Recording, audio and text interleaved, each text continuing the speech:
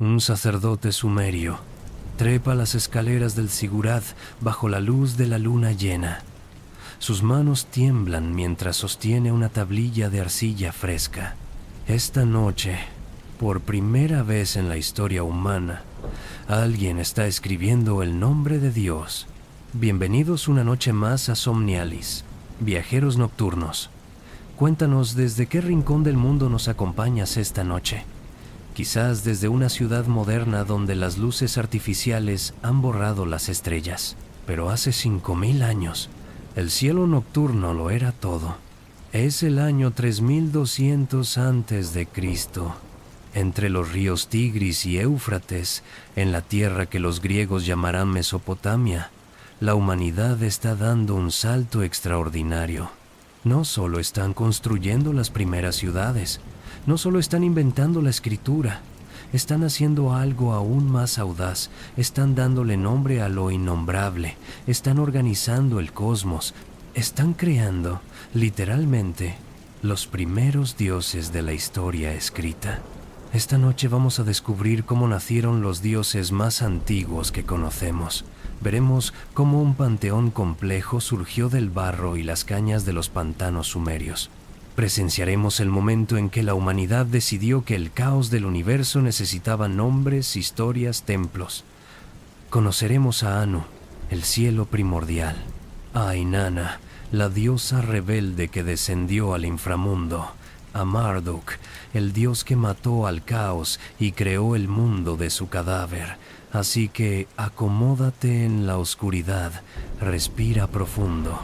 Vamos a viajar hasta el momento en que el cielo dejó de ser solo cielo y se convirtió en un dios con nombre propio. Año 3500 a.C. El sol del amanecer pinta de dorado los campos de cebada que rodean la aldea de Eridu, en el sur de Mesopotamia. Un grupo de agricultores se arrodilla junto al canal de irrigación. No están rezando, no todavía. Están mirando el agua con una mezcla de gratitud y terror. Ayer, el canal estaba seco.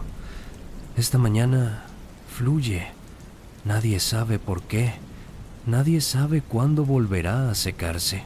Uno de ellos, un hombre mayor cuyas manos están endurecidas por décadas de trabajo, hace algo nuevo.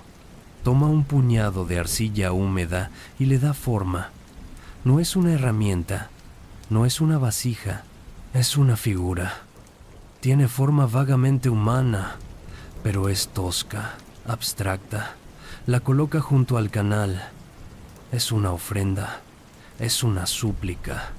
Es quizás el primer ídolo, pero todavía no es un dios. No tiene nombre.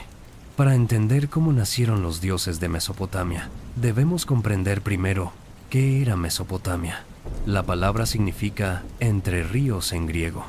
Los ríos son el Tigris y el Éufrates, dos arterias de vida que descienden desde las montañas de Anatolia y atraviesan lo que hoy es Irak, desembocando en el Golfo Pérsico. Pero hace 5000 años, esa geografía era diferente. El Golfo se extendía mucho más al norte. La tierra entre los ríos era un mosaico cambiante de pantanos, canales, lagunas y tierras fértiles. Era un paisaje inestable. Los ríos cambiaban de curso sin previo aviso. Las inundaciones podían ser bendición o catástrofe. No había piedra para construir, solo barro y cañas. No había montañas protectoras, solo llanuras abiertas donde cualquier ejército podía aparecer en el horizonte. Era un mundo de incertidumbre absoluta, y en ese mundo incierto surgió algo extraordinario: la civilización urbana. Según las excavaciones arqueológicas realizadas por el Instituto Oriental de la Universidad de Chicago entre 1946 y 1958, Eridu es el asentamiento urbano más antiguo de Mesopotamia. Los estratos más profundos datan del período Ubaid, alrededor del año 5000 a.C., pero es entre el 4000 y el 3000 a.C. cuando algo cambia fundamentalmente. Los asentamientos crecen, se organizan. En el centro de Eridu Los arqueólogos descubrieron una secuencia de 18 templos construidos uno sobre otro, cada uno más elaborado que el anterior. El más antiguo era apenas una choza de cañas. El más reciente, una estructura imponente de adobe con una plataforma elevada. El zigurat primitivo, ¿por qué construir templos antes de palacios? ¿Por qué dedicar tanto esfuerzo colectivo a edificios religiosos cuando la supervivencia misma era precaria? La respuesta está en la naturaleza del poder en Mesopotamia. A diferencia de Egipto, donde el Nilo inundaba con predecibilidad matemática, los ríos mesopotámicos eran caprichosos. No había un faraón dios que pudiera garantizar el orden cósmico. En cambio, había que negociar constantemente con fuerzas invisibles. Y para negociar, primero había que darles nombres. Año 3200 a.C. En la ciudad de Uruk, la más grande del mundo en ese momento con quizás 50.000 habitantes, un sacerdote llamado... En realidad, no sabemos su nombre. Los primeros textos escritos, las tablillas protocuneiformes de Uruk, son principalmente listas. Listas de bienes, listas de trabajadores, listas de ofrendas a los templos. Pero entre esas listas económicas empiezan a aparecer algo más. Listas de dioses. Las tablillas más antiguas mencionan a Anu, cuyo nombre significa simplemente cielo. Mencionan a Ki o Ninhursag, tierra. Mencionan a Enki, señor de la tierra. Estos no son todavía dioses con personalidades complejas. Son fuerzas naturales apenas personificadas, pero tienen nombres.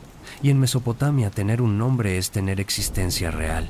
El concepto mesopotámico del nombre era profundamente mágico. En sumerio, la palabra para nombre, Mu, también significa fama, reputación, destino. Nombrar algo era traerlo a la existencia. Los textos de creación mesopotámicos no dicen Dios creó el cielo y la tierra. Dicen cuando cielo y tierra no habían sido nombrados. La creación es un acto de nomenclatura. Pero, ¿por qué estos nombres específicos? ¿Por qué Anu y no otro nombre para el cielo? Aquí debemos hacer una pausa y reconocer algo fundamental. No sabemos exactamente cómo pensaban los primeros sumerios. No tenemos sus palabras directas.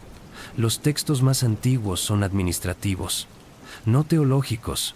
Los grandes mitos que conocemos, el Enuma Elish, la epopeya de Gilgamesh, fueron escritos mucho después, en babilonio y asirio, lenguas semíticas diferentes al sumerio. Lo que sí sabemos, por comparación con otras culturas, es que los primeros dioses suelen surgir de lo más obvio e imprescindible. El cielo, la tierra, el agua, el sol, la luna. En China, el panteón más antiguo incluye a Shangdi, el señor de lo alto. En Egipto, Ra es el sol. En las culturas indoeuropeas, Dayeus es el cielo diurno. Los sumerios no fueron diferentes. Anu es el cielo, pero no es cualquier cielo. Es el cielo nocturno, estrellado, vasto, inconmensurable. Es el cielo que los pastores y agricultores veían cada noche girando lentamente en su gran rueda de constelaciones. Era el reloj y el calendario. Era lo que permitía saber cuándo plantar, cuándo cosechar, cuándo los ríos crecerían.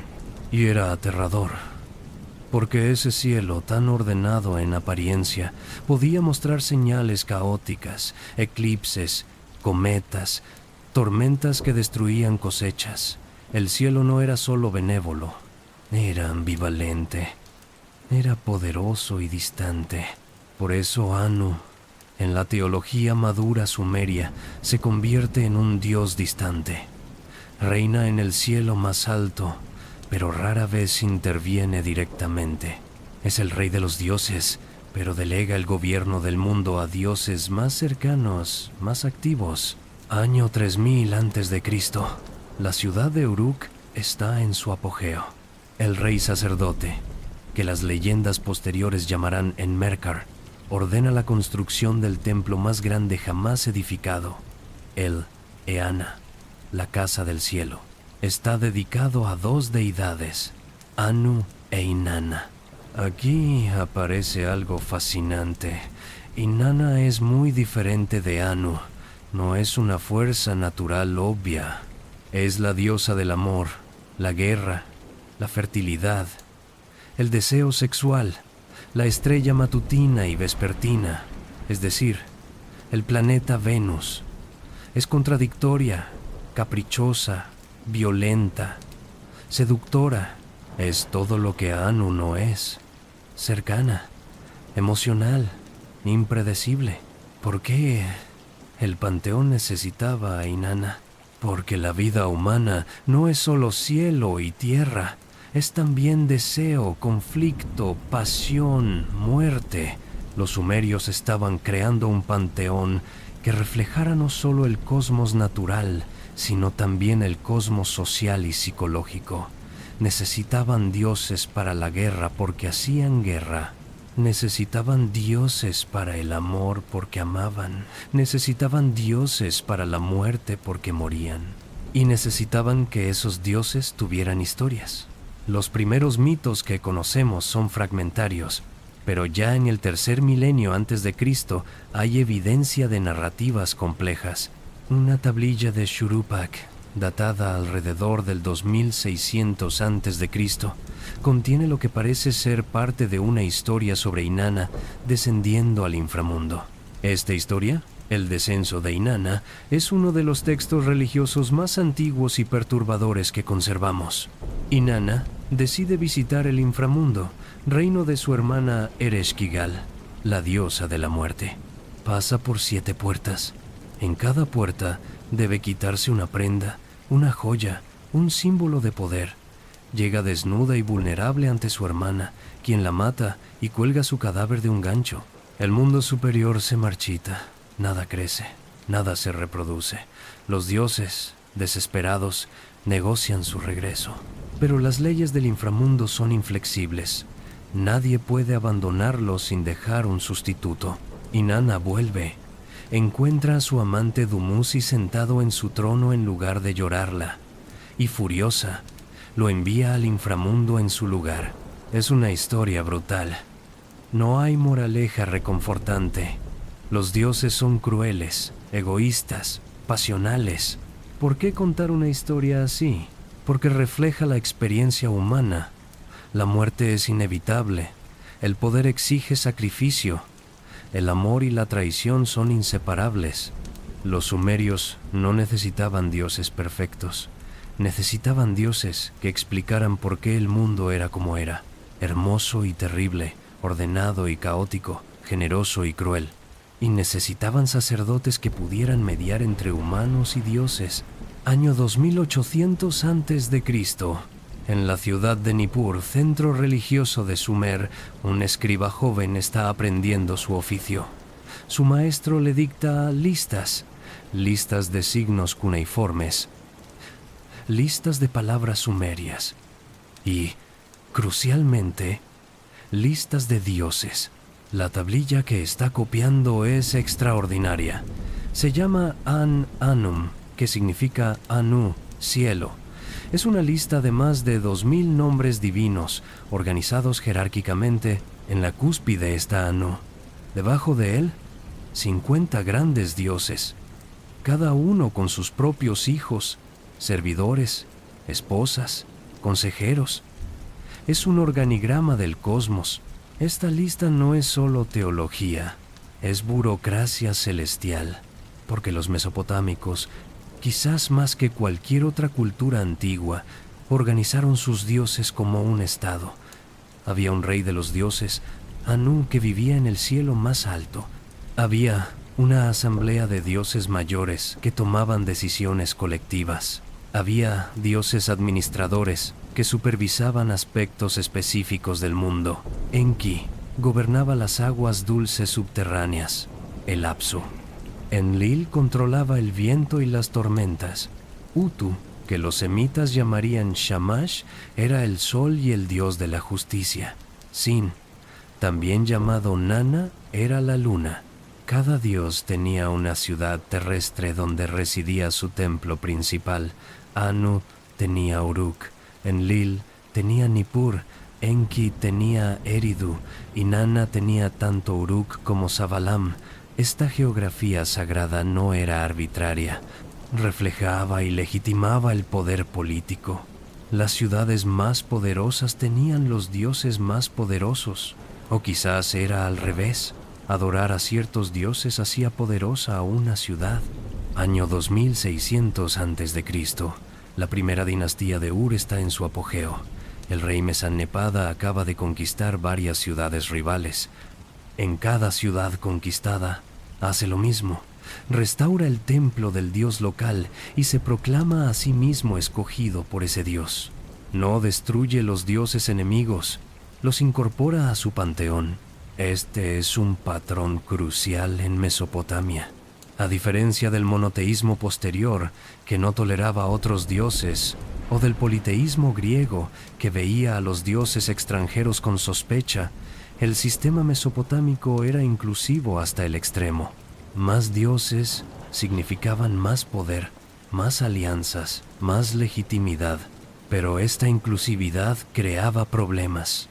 ¿Cómo resolver las contradicciones? Si cada ciudad decía que su dios había creado el mundo, ¿quién lo había hecho realmente? La solución fue el sincretismo, la fusión de identidades divinas. Inanna de Uruk fue gradualmente identificada con Ishtar de Akkad, con Astarte de los cananeos, con Astarte fenicia. Utu se fusionó con Shamash, Enki con Ea. Pero la fusión más significativa ocurrió con Enlil, el señor del viento. Según las tablillas descubiertas en la biblioteca de Nippur, excavada por la Universidad de Pensilvania entre 1889 y 1900, Enlil era originalmente una deidad atmosférica. Su nombre significa Señor Viento o Señor Aliento. Controlaba las tormentas, pero también controlaba el destino. En un texto llamado Enlil y Ninlil, fechado en el tercer milenio antes de Cristo, Enlil ve a la joven diosa Ninlil bañándose en un canal. La desea, la persigue, la viola. Por este crimen, los otros dioses lo condenan al exilio en el inframundo, pero Ninlil, ahora embarazada, lo sigue. Él la engaña repetidamente, tomando diferentes formas, teniendo relaciones con ella en múltiples ocasiones, engendrando a Sin, el dios Luna, y otros hijos. Es una historia perturbadora desde cualquier perspectiva ética moderna, pero para los sumerios servía a un propósito específico. Explicaba el origen de Sin y establecía que incluso los grandes dioses estaban sujetos a consecuencias por sus acciones. Enlil fue castigado, pero también fue perdonado. El poder divino era complejo, no absoluto. Con el tiempo, Enlil se convirtió en el dios más activo en los asuntos humanos. Mientras Anu permanecía distante, Enlil intervenía, enviaba el diluvio para destruir a la humanidad cuando se volvía demasiado ruidosa, según el mito de Atrahasis. Otorgaba la realeza a los reyes dignos. Destruía a los impíos. Era temible. Era necesario. Y su ciudad, Nippur, se convirtió en el centro religioso de toda Mesopotamia. Año 2300 a.C. Sargón de Akkad, el primer emperador en la historia, ha conquistado todas las ciudades-estado de Mesopotamia. Es semita, no sumerio. Habla acadio, no sumerio, pero hace algo inteligente. No impone nuevos dioses. En cambio, sincretiza a los dioses acadios con los sumerios. Su hija Enheduanna es nombrada suma sacerdotisa de Inanna en Uruk y hace algo extraordinario. Escribe poesía religiosa en sumerio. Sus himnos a Inanna son los primeros textos literarios con autor conocido en la historia humana. En ellos fusiona a Inanna con Ishtar, creando una diosa universal de amor y guerra que trasciende fronteras étnicas. Uno de sus himnos dice: Señora de todos los poderes divinos, luz resplandeciente, mujer justa vestida de esplendor, amada del cielo y la tierra, tú consagrada a Anu, portadora de los grandes ornamentos adecuados para el templo. Enheduanna está haciendo teología política. Está diciendo: Inanna, Ishtar es más grande que cualquier ciudad, cualquier rey, cualquier nación. Es universal. Y al servirla, Sargón y su dinastía tienen derecho a gobernar universalmente. Este patrón se repetirá constantemente en Mesopotamia. Los dioses legitiman el poder, pero también lo limitan. Un rey que ofende a los dioses será destruido. Las ciudades que descuidan sus templos caerán. El cosmos divino refleja y mantiene el orden social. Pero, ¿qué orden? ¿Quién decide? Aquí entramos en un territorio fascinante. La democracia divina. Según múltiples textos, cuando surgía una crisis cósmica, los grandes dioses se reunían en asamblea, discutían, votaban. En el mito del diluvio, la asamblea decide destruir a la humanidad. Enki disiente y salva secretamente a Atrahasis. En el mito del descenso de Inanna, la asamblea negocia su rescate del inframundo. Este concepto de asamblea divina no tiene paralelo en Egipto, donde Ra gobierna absolutamente, ni en el hinduismo, donde el orden cósmico Dharma es impersonal. Es específicamente mesopotámico y refleja la realidad política de Sumer, donde las ciudades-estado eran independientes pero formaban ligas y asambleas para resolver conflictos. Los humanos miraban al cielo y veían su propia sociedad reflejada. Año 2100 a.C. La tercera dinastía de Ur está en su momento de máximo esplendor. El rey Ur-Nammu acaba de promulgar el código legal más antiguo que se conserva, y en su prólogo dice algo revelador. Cuando Anu y Enlil entregaron la realeza de Sumer a Nanna y la prosperidad a la ciudad de Ur, en ese momento Ur-Nammu, el poderoso guerrero, rey de Ur, rey de Sumer y Akkad, por la fuerza de Nanna, su señor, estableció la justicia en la tierra. La justicia no viene del rey, viene de los dioses a través del rey. El rey es solo un intermediario. Si falla, los dioses lo reemplazarán con otro. Esta teología tenía consecuencias prácticas. Los templos de Mesopotamia no eran solo lugares de culto, eran los bancos centrales, los almacenes de grano, los empleadores principales. Un tercio de la economía de Ur estaba controlada por el templo de Nanna. Los sacerdotes administraban préstamos, organizaban el trabajo colectivo, redistribuían recursos. El cielo tenía nombre, pero también tenía presupuesto. Año 1950 a.C. En la ciudad de Isin, un escriba está copiando una tablilla antigua. La tablilla contiene un texto que ya tiene siglos de antigüedad, el Enuma Elish, o Cuando en lo alto. Es el mito de creación babilónico, y es radicalmente diferente de los mitos sumerios más antiguos. Comienza así: cuando en lo alto el cielo no había sido nombrado, y abajo la tierra firme no había sido llamada por nombre, nada excepto el primordial Apsu, su engendrador, y Mumu Tiamat, la que los parió a todos, sus aguas entremezclándose. Apsu es el océano de agua dulce subterráneo. Tiamat es el océano de agua salada. Son los dos principios primordiales, y son, según el mito, los padres de todos los dioses. Pero los dioses jóvenes son ruidosos, caóticos, molestos. Apsu quiere destruirlos para poder dormir en paz. Tiamat se resiste al principio, pero cuando los dioses jóvenes matan a Apsu en defensa propia, ella se enfurece. se convierte en un dragón monstruoso y crea un ejército de demonios para destruir a sus propios hijos. Los dioses están aterrorizados. Ninguno se atreve a enfrentarla, hasta que un dios joven, Marduk, se ofrece voluntario, pero pone una condición. Si derrota a Tiamat, debe convertirse en el rey de los dioses. La asamblea acepta. Marduk enfrenta a Tiamat en combate. Ella abre sus fauces para devorarlo. Él lanza un viento huracanado en su garganta, inflándola. Luego dispara una flecha que la atraviesa, matándola. Parte su cadáver en dos mitades. De una mitad hacia el cielo, de la otra la tierra. De su sangre crea a los humanos para que sirvan a los dioses. Es un mito violento, dramático, épico. ¿Por qué se escribió? ¿Por qué reemplazó a las narraciones sumerias más antiguas? La respuesta está en la política.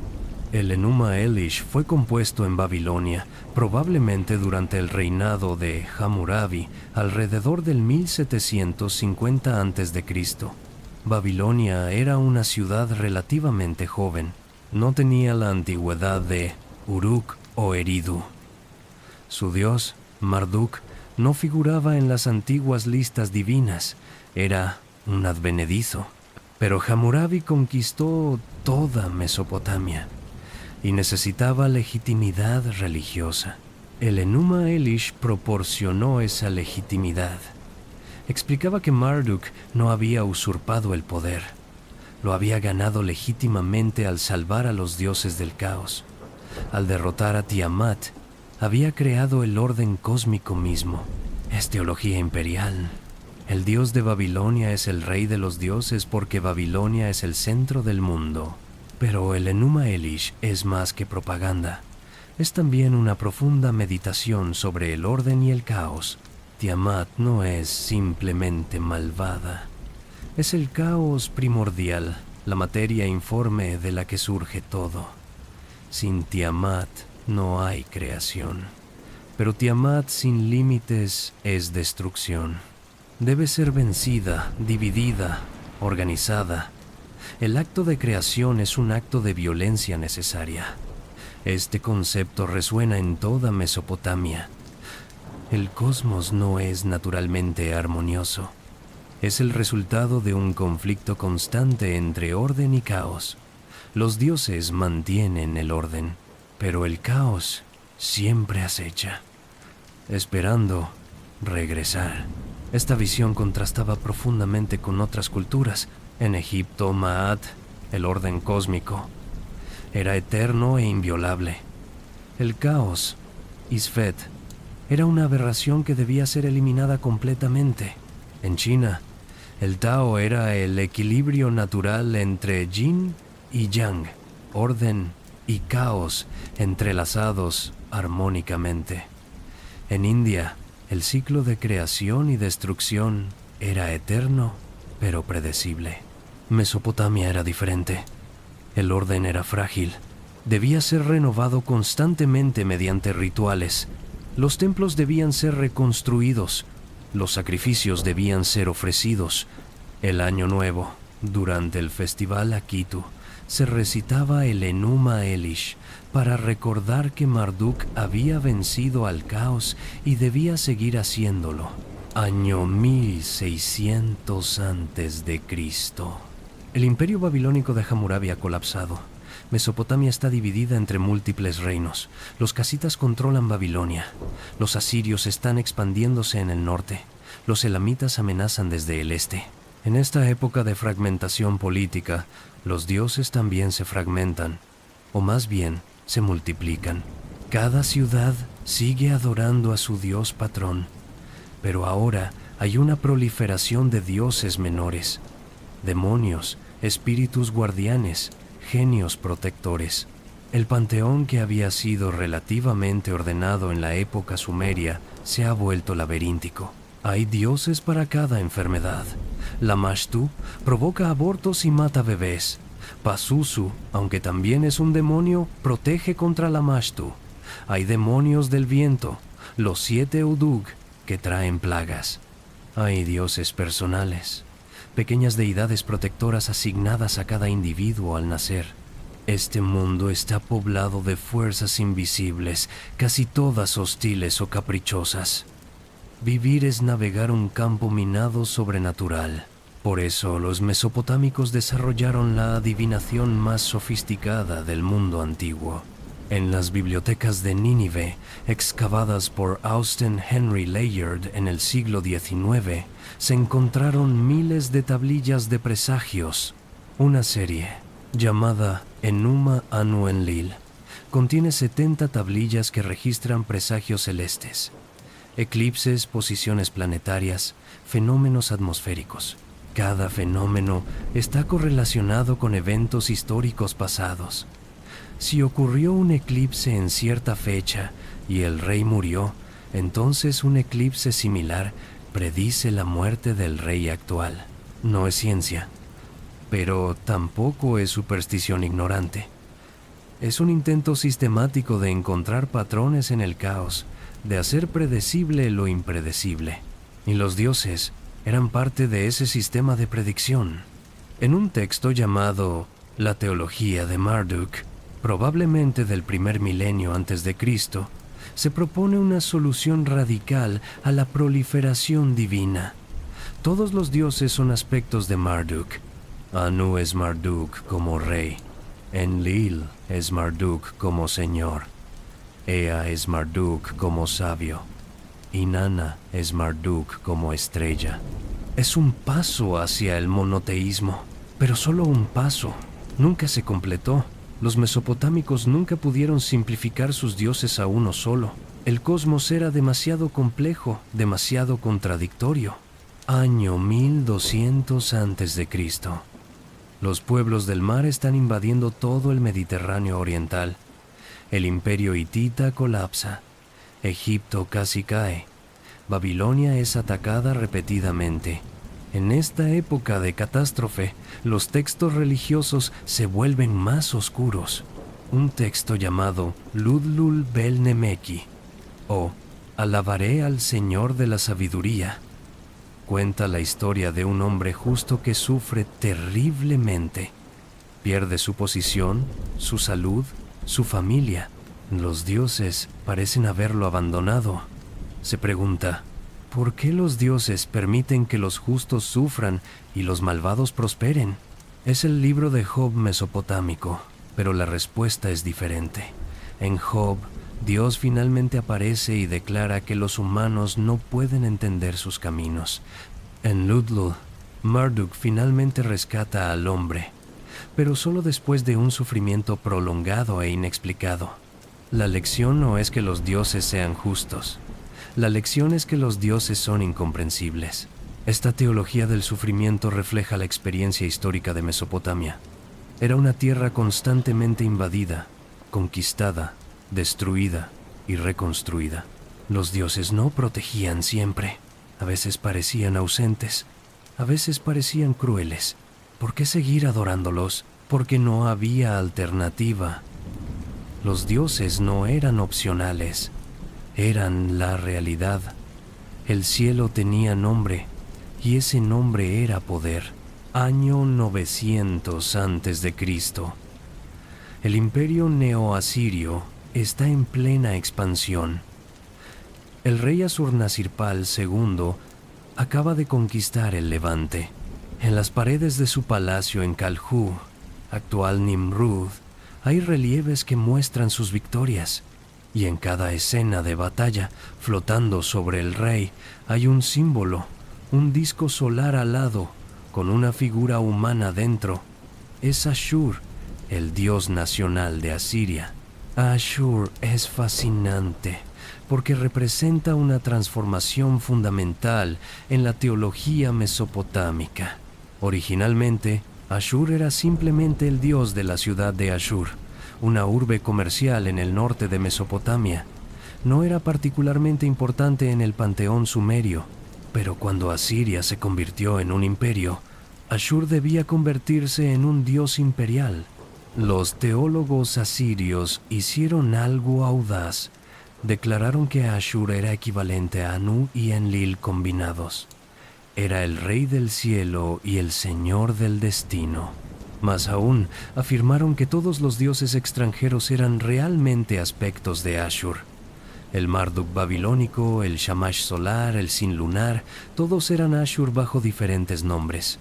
Es sincretismo extremo. Y tenía un propósito político claro: legitimar la conquista asiria como voluntad divina universal. Pero también tenía consecuencias filosóficas. Si todos los dioses son uno, ¿no es eso monoteísmo? No exactamente, porque los asirios seguían adorando a múltiples dioses. Seguían construyendo templos a Ishtar, a Nabu, a Shamash. La unidad divina era teórica. La práctica seguía siendo politeísta.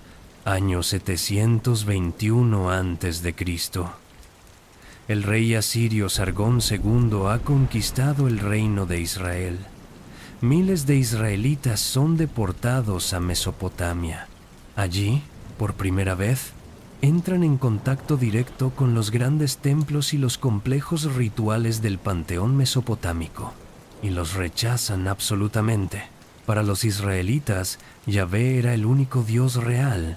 Los dioses mesopotámicos eran ídolos vacíos, Elohim falsos. El profeta Isaías se burlaba.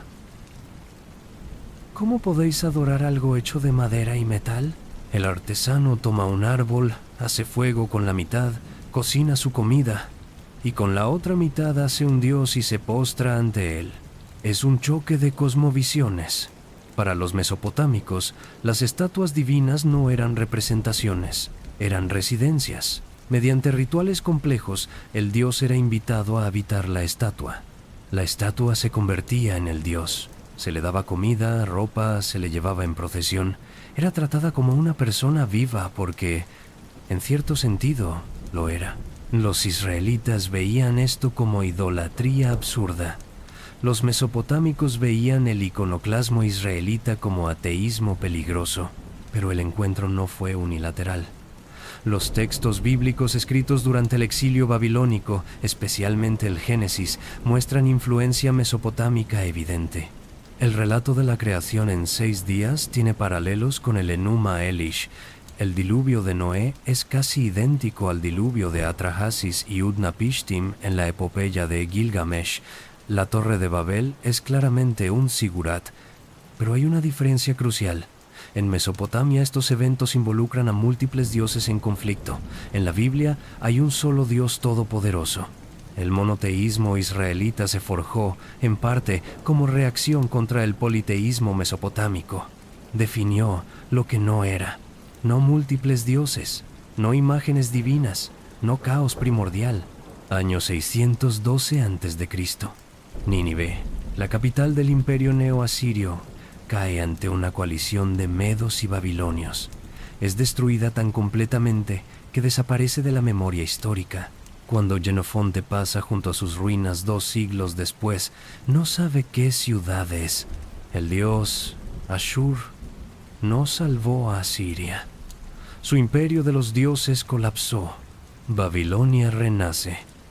El rey Nabopolassar funda el imperio neobabilónico. Su hijo, Nabucodonosor II, reconstruye Babilonia hasta convertirla en la ciudad más magnífica del mundo antiguo. Los jardines colgantes, las murallas inmensas, la puerta de Ishtar con sus leones y dragones de ladrillo, vidriado azul brillante, y en el centro, el gran sigurat, el Etemenanki, casa del fundamento del cielo y la tierra. Tiene 7 niveles, cada uno pintado de un color diferente: negro, blanco, rojo, azul, plata, oro y en la cima bronce. Es la Torre de Babel de la Biblia. Mide 90 metros de altura. En su cima hay un templo pequeño, la habitación nupcial donde Marduk y su esposa Sarpanitu supuestamente pasan la noche del Año Nuevo. Nabucodonosor también restaura el Festival Akitu, la celebración de Año Nuevo que duraba 12 días. Durante el festival, la estatua de Marduk era llevada en procesión por la vía procesional hasta el templo del Bit Akitu fuera de la ciudad. Allí el rey asirí a los pies de Marduk recitaba sus logros y recibía el mandato divino para gobernar otro año. Era teatro religioso, pero también era teología política. El rey no tenía poder propio, lo recibía anualmente de Marduk. Si fallaba en sus deberes, Marduk podía revocarlo. Y de hecho, eso es exactamente lo que sucedió. Año 539 a.C. Nabonido es rey de Babilonia, pero es un rey extraño. Está obsesionado con Sin, el dios luna, no con Marduk. Restaura templos de Sin. Descuida el festival Akitu. Los sacerdotes de Marduk están furiosos. Cuando Ciro el Grande de Persia invade Babilonia en el año 539 a.C., los sacerdotes de Marduk lo reciben como libertador. Según el Cilindro de Ciro, un texto propagandístico persa, Marduk mismo había buscado un nuevo rey, porque Nabonido lo había ofendido. Ciro no conquistó Babilonia, Marduk se la entregó. Es el fin de Mesopotamia como civilización independiente, pero no es el fin de sus dioses. Los persas, adoradores de Ahura Mazda, no destruyeron el panteón mesopotámico. Lo toleraron. Ciro restauró el festival Akitu. Sus sucesores continuaron apoyando los templos, pero algo fundamental había cambiado. Babilonia ya no era una ciudad-estado independiente con su propio dios soberano. Era una provincia de un imperio multicultural donde los dioses competían por relevancia. En esta nueva realidad, algunos dioses se adaptaron, otros se desvanecieron. Ishtar, la antigua Inanna, se transformó. Los griegos la identificaron con Afrodita, los romanos con Venus. Sobrevivió porque era universal. Amor, guerra, deseo. No estaba atada a una sola ciudad. Nabu, el dios de la escritura y la sabiduría, también sobrevivió. Los escribas de todos los pueblos lo adoptaron. Se convirtió en el patrono de los intelectuales, trascendiendo fronteras étnicas. Pero Marduk, tan específicamente babilónico, tan atado al imperio, comenzó a desvanecerse. Año 331 a.C. Alejandro Magno conquista Babilonia. Visita el templo de Marduk. Los sacerdotes le dicen que el techo se está derrumbando, que el Sigurat está en ruinas. Alejandro promete restaurarlo. Comienza la demolición de los escombros para reconstruir, pero muere en Babilonia en el año 323 a.C., a los 32 años. La reconstrucción nunca se completa. Los sucesores de Alejandro, los seleucidas, son griegos. Traen sus propios dioses, Zeus, Apolo, Atenea. Los templos griegos se construyen junto a los mesopotámicos. Las deidades se sincretizan. Marduk es Zeus, Ishtar es Afrodita, Nabu es Apolo. Pero es un sincretismo desigual. El griego es ahora el idioma del poder. La cultura helenística domina. Los antiguos dioses mesopotámicos se convierten en curiosidades locales. El último texto, cuneiforme religioso que conocemos, data del año 70 y 5 después de Cristo. Es un horóscopo astronómico. Menciona a los planetas con sus nombres mesopotámicos: Nabu para Mercurio, Ishtar para Venus, Nergal para Marte. Después de eso, silencio. Los dioses más antiguos de la civilización humana dejan de ser nombrados. Año 150 después de Cristo. En la ciudad de Edesa, en el norte de Mesopotamia, un cristiano llamado Bardesanes está escribiendo un tratado filosófico. Critica las antiguas creencias mesopotámicas. Los planetas no son dioses, dice. Son solo cuerpos celestes. El destino no está escrito en las estrellas. Pero incluso mientras los rechaza, Bardesanes usa los nombres antiguos. Habla de Bel, Marduk de Nebo, Nabu, de Ishtar. Los nombres han sobrevivido aunque los templos estén en ruinas, porque los dioses mesopotámicos no desaparecieron completamente. Se transformaron, se infiltraron en el cristianismo, el judaísmo, el islam. Se escondieron en la astrología, la demonología, la magia. Consideremos los 7 días de la semana. Lunes, día de la luna Sin. Martes, día de Marte. Nergal, dios mesopotámico de la guerra y la plaga. Miércoles, día de Mercurio, Nabu. Jueves, día de Júpiter, Marduk. Viernes, día de Venus, Ishtar. Sábado, día de Saturno, Ninurta. Domingo, día del sol, Shamash. Cada vez que decimos viernes, estamos invocando a Ishtar.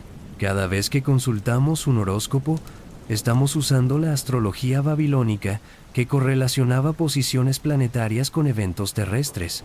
Los magos persas, los Magoi, que la Biblia dice visitaron a Jesús, eran probablemente sacerdotes zoroástricos entrenados en la tradición babilónica de astrología. Los sabios de Oriente leían presagios celestes, exactamente como lo habían hecho los sacerdotes de Anu 1000 años antes. En el libro de Apocalipsis, la gran ramera que se sienta sobre las aguas es descrita como Babilonia la Grande. Está vestida de púrpura y escarlata, adornada con oro y piedras preciosas. Es una imagen directa de Ishtar. El autor del Apocalipsis está usando la mitología mesopotámica para representar la decadencia romana. Los demonios cristianos medievales tienen nombres mesopotámicos. Pazuzu, Lilith, Asmodeo, todos tienen raíces en el demonología babilónica y asiria. Pero el legado más profundo no está en los nombres, está en las ideas. Los mesopotámicos inventaron el concepto de que el tiempo es cíclico pero dirigido. No es simplemente una rueda que gira eternamente, como en India. No es lineal con un fin definitivo, como en el cristianismo. Es cíclico con variaciones. Cada año se renueva en el Akitu, pero cada rey es diferente. La historia importa. Inventaron la idea de que los dioses tienen personalidades complejas, contradictorias, casi humanas. Los griegos aprenderían esto de ellos. Los dioses olímpicos son muy similares a los mesopotámicos. Poderosos pero imperfectos, inmortales pero emocionales, dignos de culto pero no de confianza absoluta. Inventaron la astrología como sistema coherente. Los griegos la adoptaron, los árabes la preservaron, el Renacimiento europeo la revivió. Incluso hoy, millones de personas consultan horóscopos basados en el zodiaco babilónico. Inventaron el concepto de código legal escrito otorgado por los dioses, el código de Hammurabi, que comienza diciendo que los dioses eligieron a Hammurabi para establecer justicia. Es el antecedente de toda ley religiosa posterior. Los 10 mandamientos, la Sharia, el código justiniano, todos asumen que la ley viene de lo divino, pero quizás su contribución más profunda fue la idea de que el cosmos necesita ser constantemente mantenido. Para los mesopotámicos, el orden no era automático. Los templos debían ser reconstruidos. Los rituales debían ser realizados. Las estatuas divinas debían ser lavadas, vestidas, alimentadas. Si los humanos dejaban de cuidar a los dioses, el caos volvería. Esta es una visión radicalmente diferente de otras culturas. Los egipcios creían que Maat era eterna. Los griegos creían que el Olimpo era indestructible. Los monoteísmos posteriores creerían que Dios es autosuficiente.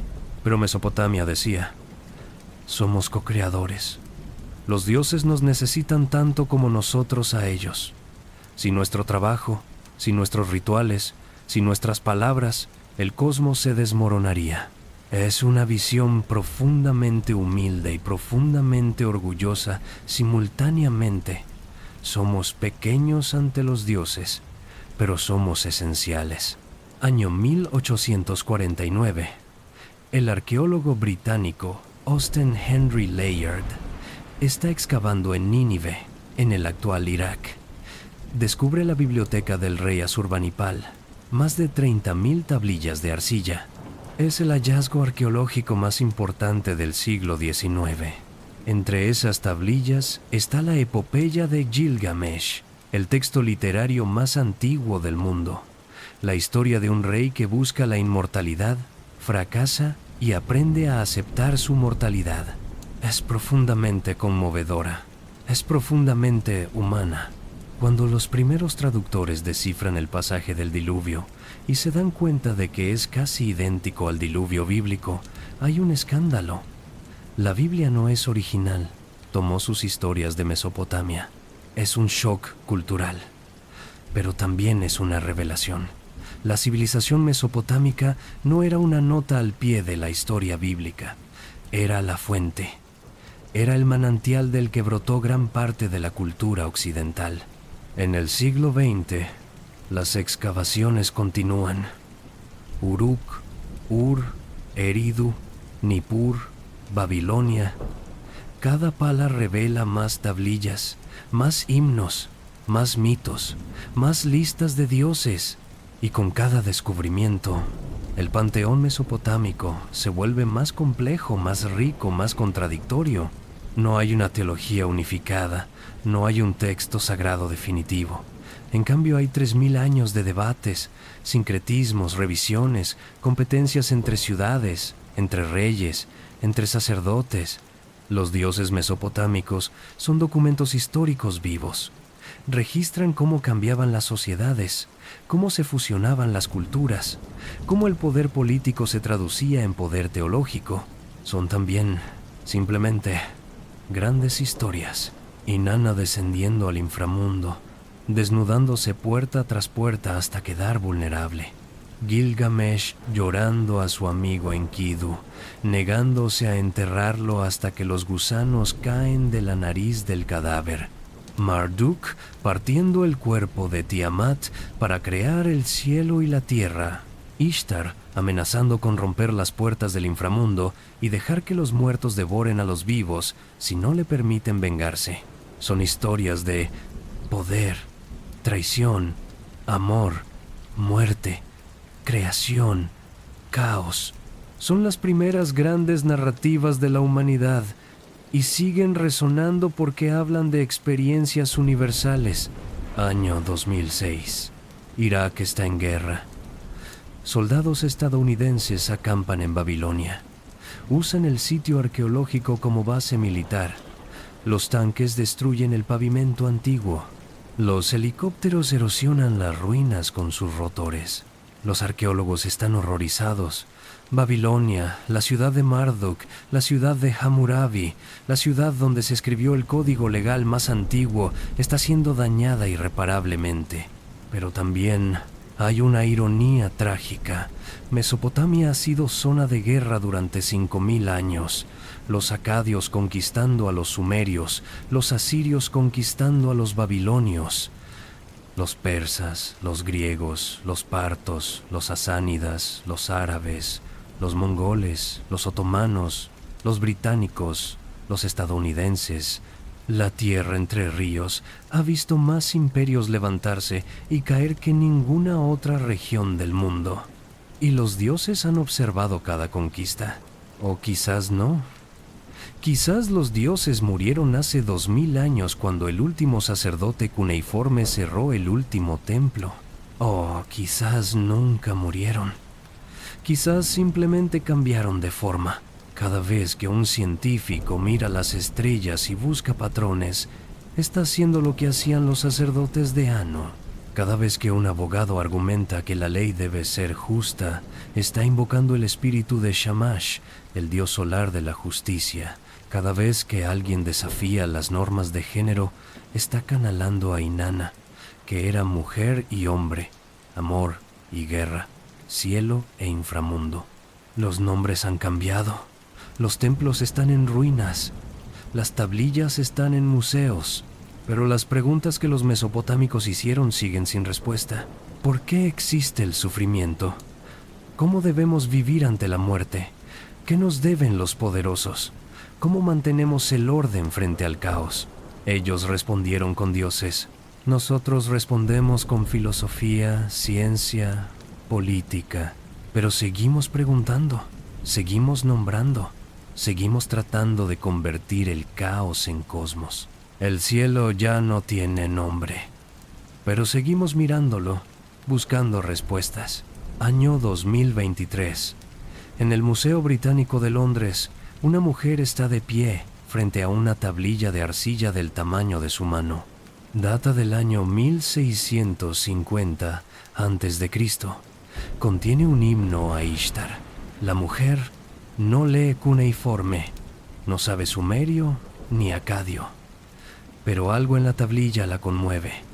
Quizás es saber que alguien, hace 3600 años, sintió la necesidad de escribir una oración, de dar forma a la devoción en arcilla húmeda, de preservar para la eternidad un momento de anhelo divino.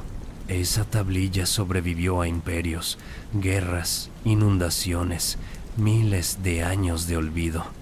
Fue desenterrada, catalogada, exhibida, y ahora una mujer del siglo XXI la contempla y siente. ¿Qué?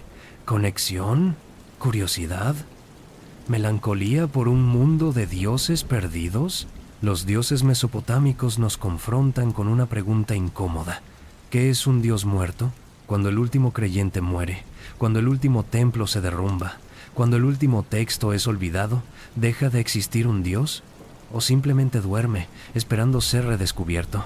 Inanna fue adorada durante más de 3000 años, desde el cuarto milenio antes de Cristo hasta el primer siglo después de Cristo.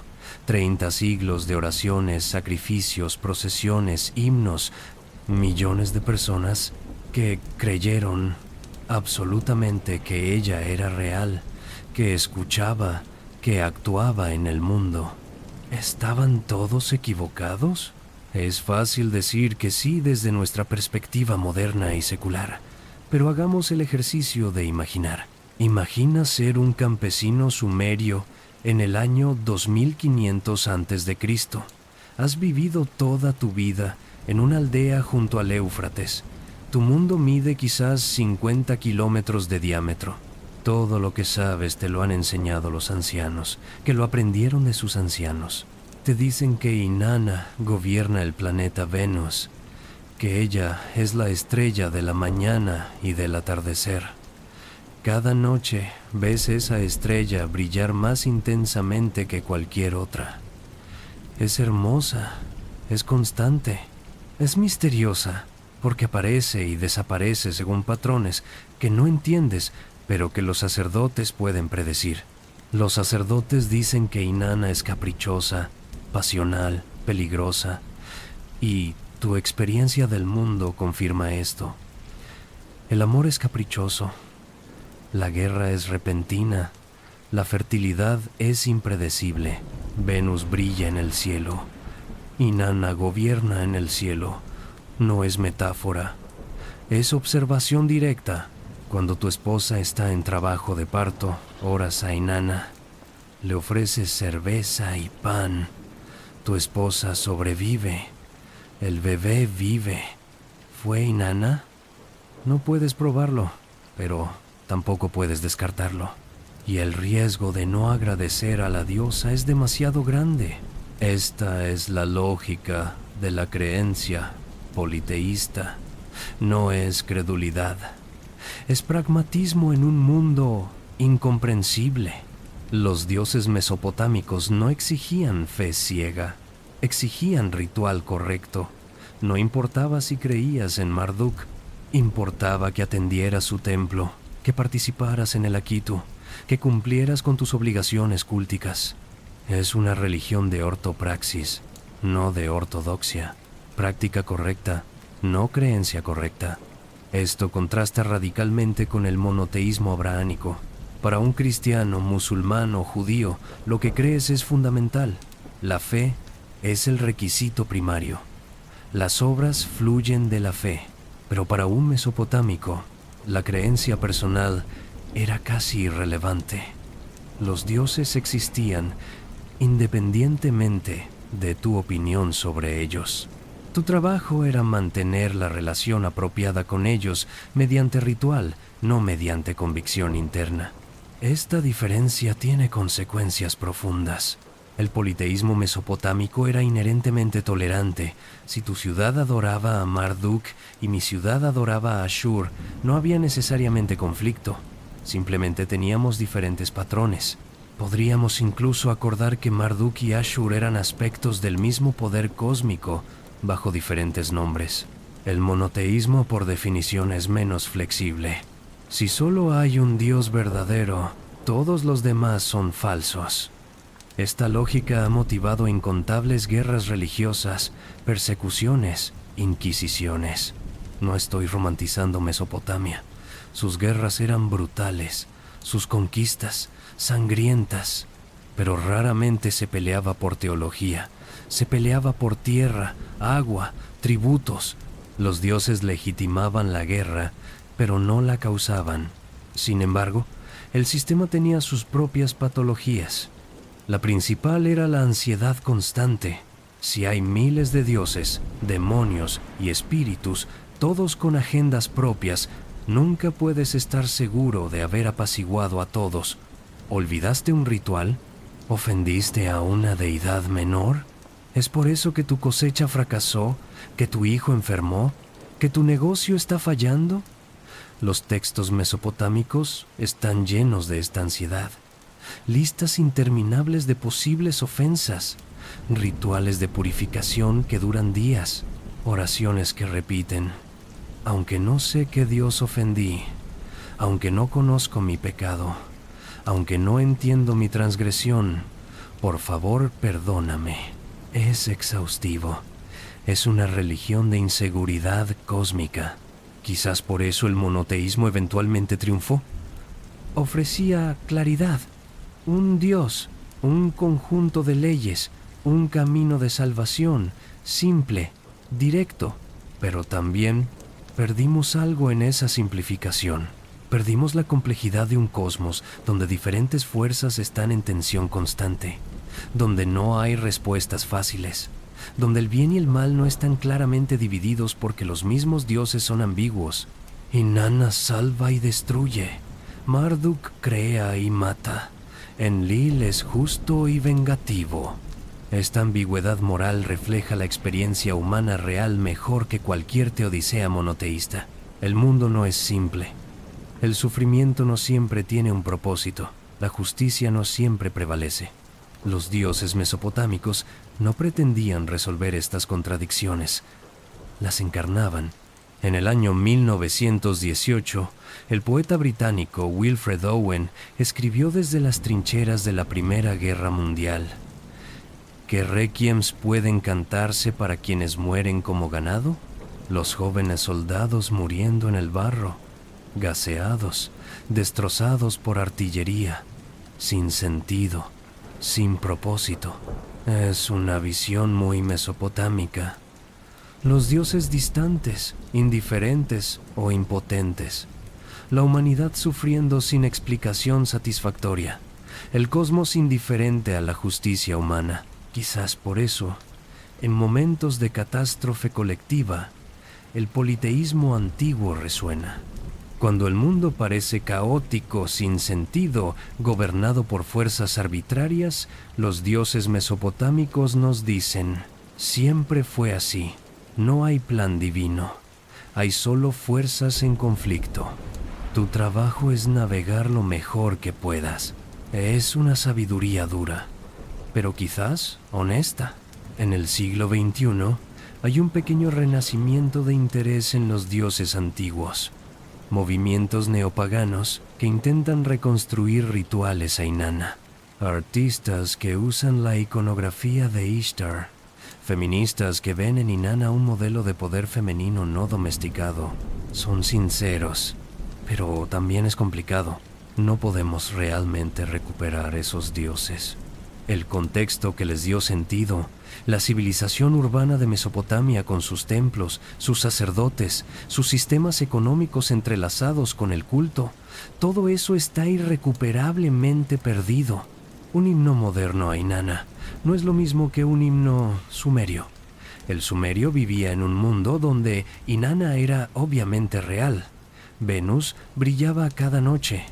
Los templos dominaban las ciudades. Los sacerdotes administraban la economía.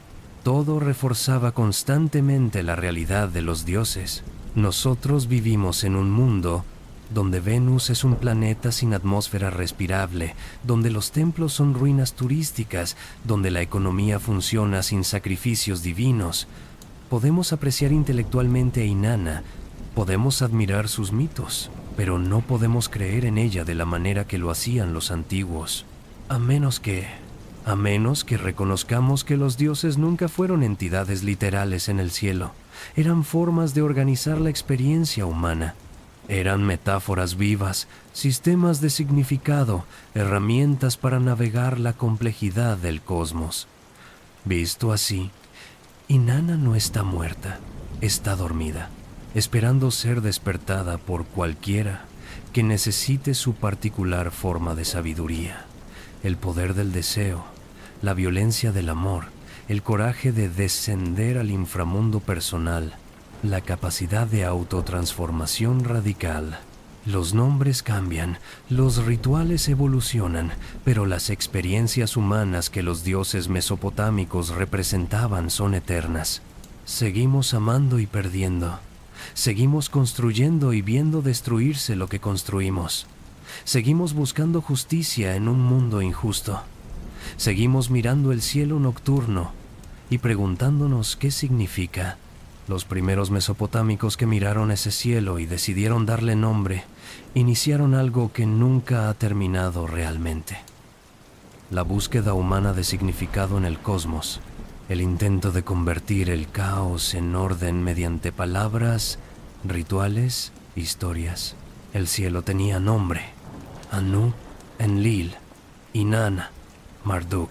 Ahora el cielo tiene otros nombres: gravedad, física cuántica, materia oscura. Pero seguimos nombrando, seguimos tratando de comprender. Y en algún lugar, en algún museo, una tablilla de arcilla espera silenciosamente. Contiene el nombre de un dios olvidado, un dios que fue adorado por millones, un dios que consoló a los moribundos y aterrorizó a los poderosos, un dios que existió tan real como cualquier cosa puede existir en la mente colectiva de una civilización. ¿Está muerto ese dios? ¿O simplemente está esperando que alguien pronuncie su nombre una vez más? Hay una tablilla en el Museo del Louvre. Es pequeña, casi del tamaño de un teléfono móvil. Data del año 1800 a.C. Contiene una oración personal, no un texto oficial de templo. Un hombre llamado Ur-Ninurta escribe a su dios personal: Mi Dios, tú que me formaste, mírame con favor. Aunque he pecado, aunque he transgredido, tú eres mi Dios. Aunque mi pecado es grande, tú eres mi Padre. Es conmovedor porque es universal.